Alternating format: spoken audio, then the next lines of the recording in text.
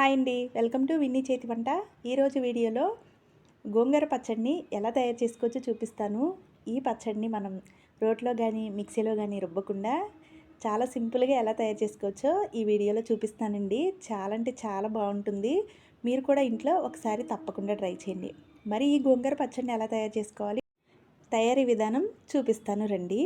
ముందుగా ఈ పచ్చడి కోసం నేను ఒక 2 పెద్ద కట్టల గోంగూరని తీసుకున్నాను. దీన్ని ఒలిచేసుకుని ఒక 2-3 సార్లు నీళ్ళల్లో కడిగేసుకున్న తర్వాత ఒక క్లాత్ మీద ఆరబెట్టేసుకుని ఈ విధంగా పొడిగా అయ్యే వరకు ఫ్యాన్ కింద ఆరబెట్టేసుకోవాలి. తర్వాత ఈ పచ్చడి కోసం ఒక 10-12 ఎండుమిరపకాయలను తీసుకున్నాను. వీటిని కూడా చిన్న చిన్న ముక్కలుగా ఇరిపేసుకుని పక్కన పెట్టుకోవాలి. మిరపకాయలు ఎప్పుడు ఈ కలర్లో ఉంటే పచ్చడి కలర్ అయితే చాలా బాగుంటుందండి, రుచి కూడా చాలా బాగుంటుంది. తర్వాత స్టవ్ మీద ప్యాన్ పెట్టుకుని దానిలో ఒక గరిటె ఆయిల్ వేసుకోవాలి. ఆయిల్ కొద్దిగా వేడైన తర్వాత 1 టేబుల్ స్పూన్ ధనియాలని, అలాగే కొద్దిగా మెంతుల్ని, అలాగే 1/2 టేబుల్ స్పూన్ జీలకర్రను కూడా వేసుకుని మాడిపోకుండా చక్కగా వేపుకోవాలి. ఇవి నూనెలో ఈ విధంగా బాగా దోరగా వేగిన తర్వాత దీనిలోనే ముందుగా మనం తీసుకున్న ఎండుమిరపకాయలని ఈ విధంగా చిదుముకుని దీనిలో వేసేసుకోవాలి. ఇలా ఎండుమిరపకాయలు అనేవి చిదుపుకోవడం వల్ల చాలా త్వరగా ఎండుమిరపకాయలు అయితే వేగుతాయండి. ఇలా ఎండుమిరపకాయ ఒక్కొక్కటిగా వేసేస్తే అవి ఒకవైపు వేగి ఒకవైపు మాడిపోయి ఒకవైపు అయితే అసలు వేగకుండా ఉంటాయి. కాబట్టి ఈ విధంగా చిదిమి వేసుకోండి.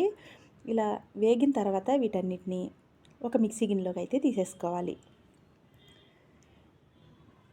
ఎండుమిరపకాయలు మాడిపోకుండా దగ్గరే ఉండి మీడియంలో పెట్టుకుని వేయించుకోండి. ఇవన్నీ ఇలా మిక్సీ గిన్నెలోకి తీసుకున్న తర్వాత చల్లారే వరకు పక్కన పెట్టేసుకోవాలి. తర్వాత అదే ప్యాన్లో కొద్దిగా ఆయిల్ వేసుకుని మనం ఒలిచిపెట్టుకున్న గోంగూరని కూడా వేసేసుకోవాలి. ఈ గోంగూరని ఇలా వేసేసుకున్న తర్వాత అడుగు నుంచి తిప్పుకుంటూ ఈ విధంగా కలుపుకోవాలండి. ఒకవేళ ఇలా వేగేటప్పుడు నూనె సరిపోకపోతే మరి కొద్దిగా నూనెని వేసుకుని ఈ గోంగూరని అయితే ఈ నూనెలో ఉడికించేసుకోవాలి.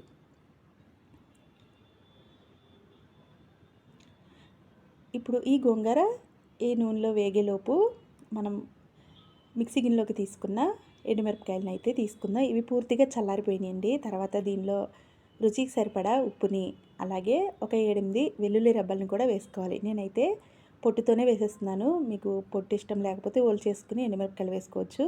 వీటిని మెత్తటి పొడిలాగా మిక్సీ పట్టేసుకోవాలి. ఈ విధంగా మెత్తగా పొడి చేసేసుకుని దీన్ని కూడా పక్కన పెట్టేసుకోవాలి. ఇప్పుడు గోంగూర ఉడికింది కదండి, అది చూసేద్దాం. ఈ గోంగూర అనేది ఇలా సిమ్లో పెట్టేసుకుని కంటిన్యూస్గా కలుపుకుంటూ ఈ విధంగా వేపేసుకోవాలి. మనం దీన్ని రోట్లో కానీ మిక్సీలో కానీ రుబ్బం కాబట్టి ఇది ఎంత వేగితే అంత బాగుంటుందండి పచ్చడి అయితే. ఇప్పుడు ఈ గోంగూర అనేది బాగా దగ్గరగా వచ్చేసింది కదా, మనం మిక్సీ పట్టుకున్న ఈ కారాన్ని అయితే దీనిలో వేసేసుకోవాలి.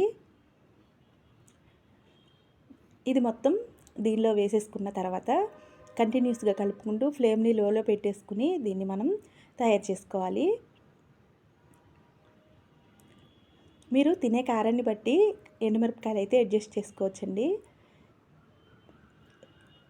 గోంగూరకి కొంచెం మంటగా ఉంటేనే బాగుంటుంది కాబట్టి నేనైతే కొద్దిగా ఎక్కువే ఎండుమిరపకాయలు వేశాను.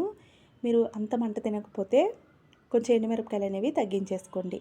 ఈ విధంగా కంటిన్యూస్గా కలుపుకుంటూ మనం ఈ పచ్చడిని అయితే రెడీ చేసేసుకోవాలి.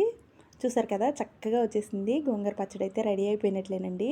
ఈ విధంగా మొత్తం అంతా కలిపేసుకున్న తర్వాత ఇప్పుడు తాలింపు వేసుకుందాం. మరో పక్కన స్టవ్ మీద ప్యాన్ పెట్టుకుని ఆయిల్ వేడైన తర్వాత పచ్చిశనగపప్పు, ఆవాలు, మినపప్పు, అలాగే ఎండుమిరపకాయలని, జీలకర్రని కొద్దిగా వేసుకుని వేయించుకుని అలాగే కొద్దిగా కరివేపాకు కూడా వేసేసుకోవాలి. తర్వాత దీనిలోనే మీకు కావాలి అంటే ఇంగువను కూడా యాడ్ చేసుకోవచ్చండి. ఇప్పుడు ఈ వేగిన ఈ తాలింపులో మనం ముందుగా వేయించి పెట్టుకున్న గోంగూరని దీనిలో వేసేసుకోవాలి.